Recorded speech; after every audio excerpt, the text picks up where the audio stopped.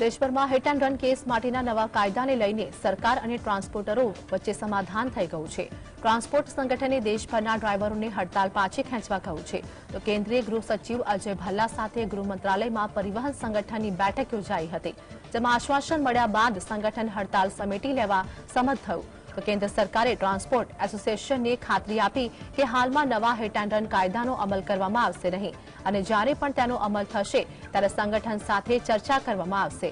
આ પછી all India motor transport કોંગ્રેસે હડતાલ સમેટી અને ડ્રાઈવરોને પણ હડતાલ પરત ખેંચવાની અપીલ કરી। મહત્વનું છે કે મોટર વ્હીકલ એક્ટ હેઠળ હિટ એન્ડ રનના કેસ માટે નવા કાયદાનો વિરોધ થઈ રહ્યો હતો, તો મોટા વાહનોના ચાલકો દેશભરમાં હડતાલ પર ઉતર્યા અને રસ્તાઓ રોકીને કાયદાનો અમલ ન કરવાની માંગ કરી રહ્યા હતા।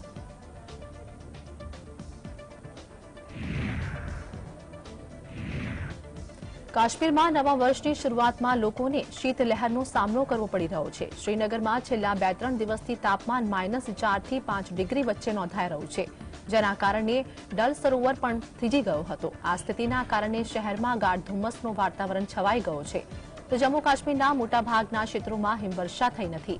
હવામાન વિભાગની પ્રમાણે 6 જાન્યુઆરી સુધીમાં વાતાવરણમાં હવામાનમાં કોઈ ખાસ ફેરફાર નહીં થાય। આ વિશે વાત કરતા સ્થાનિક લોકોએ જણાવ્યું કે શ્રીનગર અને કાશ્મીરમાં ભારે ઠંડી પડી રહી છે, નળ પણ થીજી ગયા છે। વૃદ્ધો અને બાળકોએ વહેલી સવારે અને સાંજે બહાર નીકળવાનું ટાળવું જોઈએ, જ્યારે યુવાનોને ઠંડીથી બચવા માટે તકેદારી રાખવી જોઈએ। કાશ્મીરમાં 20 ડિસેમ્બરથી 31મી જુલાઈ સુધીનો ચિલ્લાઈ કલાનનો સમયગાળો ચાલી રહ્યો છે। આ સમયમાં કેન્દ્ર શાસિત પ્રદેશમાં સૌથી વધુ ઠંડી પડે છે। बहुत ठंड है, बहुत बहुत बहुत नलके जम जाता है, बहुत सर्दी है, माइनस टेम्परेचर है, बहुत खतरनाक सर्दी, सवेरे निकलना है मुश्किल है। देखो डल भी जम जाते हैं, नलके भी जम जाते हैं, हर कोई मिसाल उनके बहुत सख्ती है इस वक्त मौसम की टेम्परेचर। जी जी सवेरे एहतियात करना है, मफलर वफलर हाँ मुंह बंद रखना है। हाँ बुजुर्ग के लिए खाली मिसाल अंदर बैठना है। નવા વર્ષની શરૂઆત સાથે જ ઉત્તર ભારતના કેટલાય શહેરોમાં તાપમાનનો પારો ગગડ્યો છે। ખાસ કરીને દિલ્હીમાં કડકડતી ઠંડીનો અનુભવ થઈ રહ્યો છે। જોકે કડકડતી ઠંડીમાં પણ લોકો સ્વાસ્થ્યની કાળજી રાખતા જોવા મળ્યા છે અને મોર્નિંગ વોક કરતા દેખાયા હતા। તો આ સાથે જ લોકો ઠંડીથી બચવા માટે ગરમ કપડાં ઉપરાંત તાપણું કરતા પણ જોવા મળ્યા હતા। હવામાન વિભાગના મતે આગામી 5 થી 11 જાન્યુઆરી સુધી તાપમાનમાં હજુ પણ ઘટાડો નોંધાઈ શકે છે। પહાડી પ્રદેશોમાં થતી હિમવર્ષાના કારણે સમગ્ર ઉત્તર ભારતના મેદાની પ્રદેશોમાં શીતલહેર વ્યાપી છે। અનેક આકરી ઠંડીનો અનુભવ પણ થઈ રહ્યો છે। હવામાન વિભાગના મત મુજબ પંજાબ, હરિયાણા, ઉત્તર પ્રદેશ અને ઉત્તર રાજસ્થાન હિસ્સામાં આકરી ઠંડીનો અનુભવ થઈ શકે છે।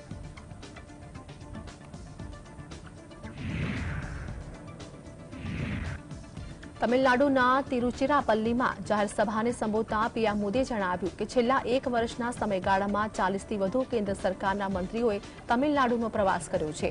જ્યારે તમિલનાડુમાં ઝડપથી વિકાસ થશે ત્યારે ભારતમાં પણ સારી રીતે આગળ વધશે। વિકાસનું સૌથી મોટું માધ્યમ કનેક્ટિવિટી છે, તેનાથી વેપાર વધે છે। વિકાસની આ ભાવના તિરુચિરાપલ્લીમાં પણ જોવા મળી રહી છે। ત્રિચી આંતરરાષ્ટ્રીય એરપોર્ટના ટર્મિનલથી અહીંની ક્ષમતામાં 3 ગણો વધારો થશે। આનાથી ઈસ્ટ એશિયા, મિડલ ઈસ્ટ અને દેશ વિદેશના અનેક ક્ષેત્રો સાથે કનેક્ટિવિટી વધુ મજબૂત થશે। આ સ્થિતિના કારણે વેપાર, પર્યટન અને રોકાણને પ્રોત્સાહન મળશે। આ એરપોર્ટ તમિલ પરંપરાની સમગ્ર વિશ્વ સમક્ષ પોતાની ઓળખ રજૂ કરશે।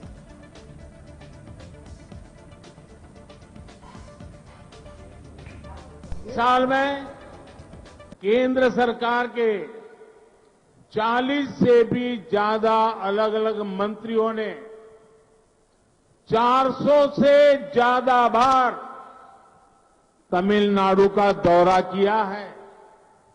जब तमिलनाडु का तेज विकास होगा तो भारत का भी विकास तेज होगा।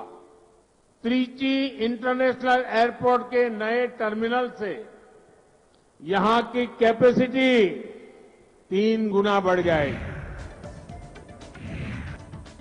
તમિલનાડુ ભાજપના અધ્યક્ષ કે અન્નામલાઈએ જણાવ્યું કે પીએમ મોદીએ 19,850 કરોડ રૂપિયાના પ્રોજેક્ટ્સ લોકોને સમર્પિત કર્યા છે, જેમાં થેરચીમાં નવા એરપોર્ટ ટર્મિનલ પણ સામેલ છે।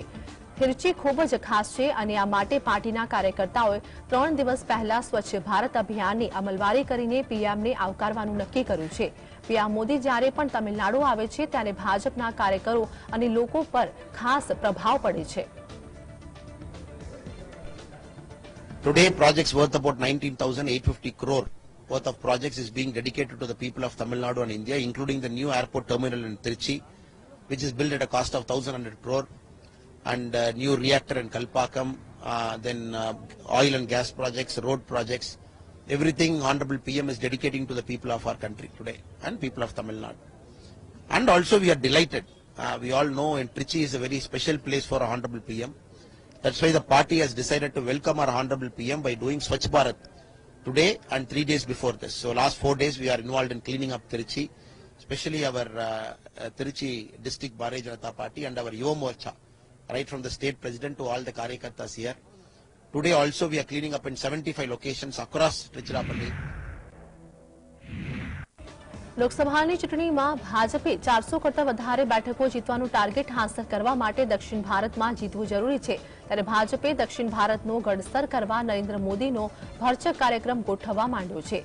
સૂત્રોનું કહેવું છે કે લોકસભાની ચૂંટણી પહેલા નરેન્દ્ર મોદી દક્ષિણ ભારતના 2 મહિનાના પ્રવાસે જશે.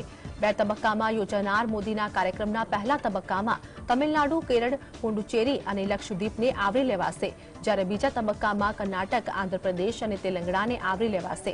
ભાજપ આ રાજ્યોની 132 બેઠકોમાંથી આ વખતે ઓછામાં ઓછી 60 બેઠકો જીતવા માંગે છે. કર્ણાટકમાં ભાજપનો મજબૂત આધાર હોવાથી ભાજપ ત્યાં સારો દેખાવ કરી શકશે, પણ બીજા રાજ્યોમાં જીતવા ભાજપે ભારે મહેનત કરવી પડે તેમ હોવાથી મોદી પર જ મતદાર રાખવો પડશે. ભાજપ તમિલનાડુ, તેલંગાણા અને આંધ્રપ્રદેશ એ ત્રણેય રાજ્યોમાં 10-10 બેઠકો, જ્યારે કેરળમાં 5 બેઠકો જીતવા માંગે છે.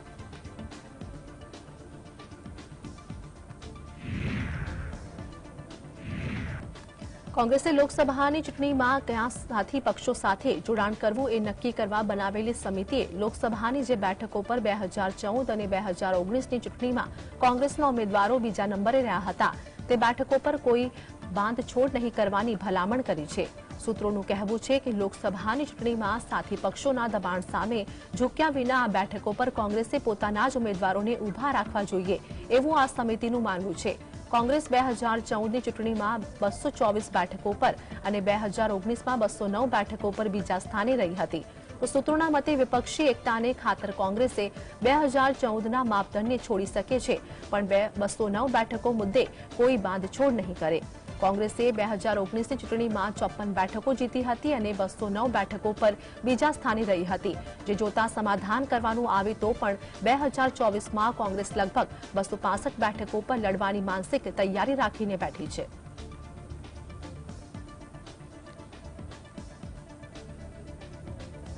કોંગ્રેસના વરિષ્ઠ નેતા સોનિયા ગાંધીએ કેન્દ્ર સરકાર ઉપર નિશાન સાધ્યું છે. તેમણે એક લેખમાં લખ્યું છે કે સત્તાધીશો માટે ધર્મનિરપેક્ષતા અપમાન બની ગઈ છે. લોકતંત્રને બચાવવાનો દાવો કરનારા લોકો જ તેને નબળું પાડી રહ્યા છે.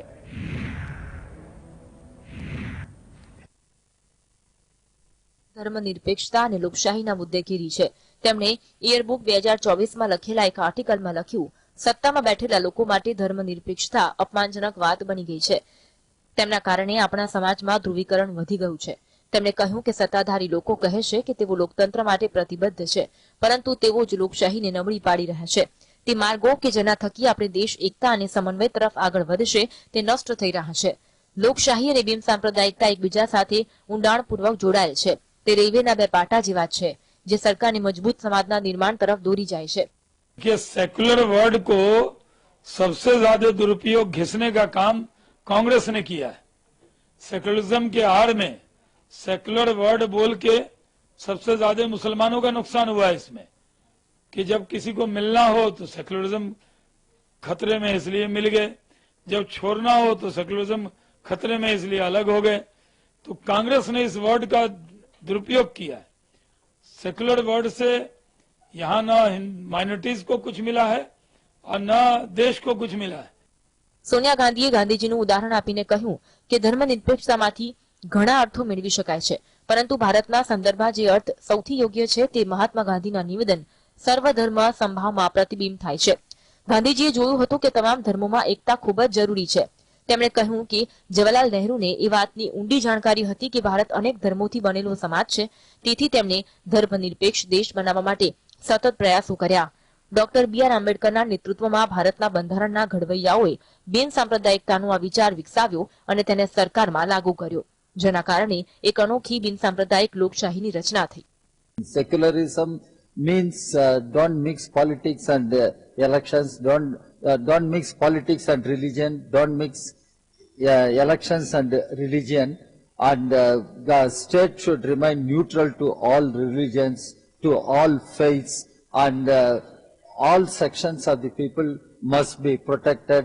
There must be harmony among the people, whatever may be the faith they follow.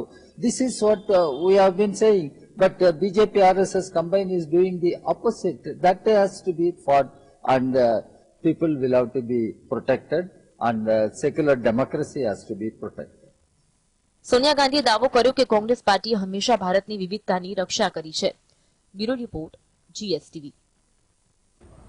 તો ભાજપે 2024માં યોજાનારી લોકસભા ચૂંટણી માટે અત્યારથી જ તૈયારીઓ શરૂ કરી છે. ભાજપે આ માટે ટીમ 8ની રચના કરી છે, જે વિપક્ષની મુશ્કેલીઓ વધારવાનું કામ કરશે. આ ટીમ કોંગ્રેસ, સમાજવાદી પાર્ટી, બીએસપી, આરએલડી, જેડીયુ સહિતના અન્ય વિપક્ષી દળોના પ્રભાવશાળી નેતાઓને ભાજપમાં સામેલ કરાવવાની મુહિમ છેડશે. લોકસભા ચૂંટણી પહેલા ભાજપે ટીમ 8ની રચના કરી છે, જે વિપક્ષી પાર્ટીઓના જાણીતા ચહેરાઓને તોડવાનું કામ કરશે. ભાજપે પાર્ટી કાર્યાલયમાં જેપી નડ્ડાની અધ્યક્ષતામાં મિશન 2024ને લઈ બેઠક યોજી હતી. આ દરમિયાન વિપક્ષી પાર્ટીઓમાં ખળભળાટ મચી જાય તેવી યોજના બનાવવામાં આવી છે, જેના માટે 8 સભ્યોની કમિટી બનાવવામાં આવી છે. ભાજપ, કોંગ્રેસ, એસપી, બસપા, આરએલડી, જેડીયુ અને અન્ય વિપક્ષી પાર્ટીઓના પ્રભાવશાળી નેતાઓને પાર્ટીમાં સામેલ કરવા માટે અભિયાન ચલાવશે. ભાજપે મિશન 2024 માટે વિપક્ષી પાર્ટીઓના નેતાઓને પોતાની સાથે લાવવા સૌથી મહત્વપૂર્ણ વ્યૂહરચના બનાવી છે. આ માટે 8 સભ્યોની કમિટીની રચના કરવામાં આવી છે, જેમાં કેન્દ્રીય મંત્રી ભૂપેન્દ્ર યાદવ, કેન્દ્રીય મંત્રી અશ્વિની વૈષ્ણવ, કેન્દ્રીય મંત્રી મનસુખ માંડવિયા, આસામના મુખ્યમંત્રી હેમંત બિસ્વ શર્મા, મહાસચિવ વિનોદ તાવડે, તરુણ ચુગ અને સુનિલ બંસલનો સમાવેશ થાય છે. 8 નેતાઓ ભાજપના નેતૃત્વના સૌથી વિશ્વાસપાત્ર નેતા ગણાવતા હોવાથી તેમને કમાન સોંપાઈ છે. ભાજપને આશા છે કે તેઓ અભિયાનને સફળ બનાવવામાં મહત્વની ભૂમિકા ભજવશે. લોકસભાની ચૂંટણી પહેલા ભાજપની વિચારધારા સાથે જોડાયેલા રાજ્યના તમામ મુખ્ય વિપક્ષી પક્ષોના નેતાઓને સામેલ કરવા માટે તે એક મેગા અભિયાન ચલાવવા જઈ રહી છે. લોકસભાની ચૂંટણીની રણનીતિના ભાગરૂપે ભાજપે વિરોધ પક્ષોના નેતાઓને સામેલ કરીને તેમનું મનોબળ તોડવાની રણનીતિ બનાવી છે, જેનો અમલ કરવાની કામગીરી 8 સભ્યોની કમિટી કરશે. આ વ્યૂહરચનાથી ભાજપે યુપીમાંથી ઘણા રાજ્યોમાં ચૂંટણી જંગ જીતી લીધી છે. તે હવે 2024ની લોકસભા ચૂંટણીમાં પણ તેને અપનાવવા જઈ રહી છે, જેથી સત્તાની હેટ્રિક હાંસલ કરી ઇતિહાસ રચી શકાય. મિત્રતા અભિયાન હેઠળ ભાજપનું મિશન એવા તમામ લોકોને જોડવાનું છે, જેઓ તેમની સાથે ખભે ખભા મિલાવીને પાર્ટીને મજબૂત કરી શકે. આ અભિયાન હેઠળ ભાજપની 2024ની લોકસભા ચૂંટણી પહેલા વિપક્ષી પાર્ટીઓને નબળા પાડવા અને તેમનું મનોબળ તોડવાની વ્યૂહરચના છે. Bureau report, GSTV.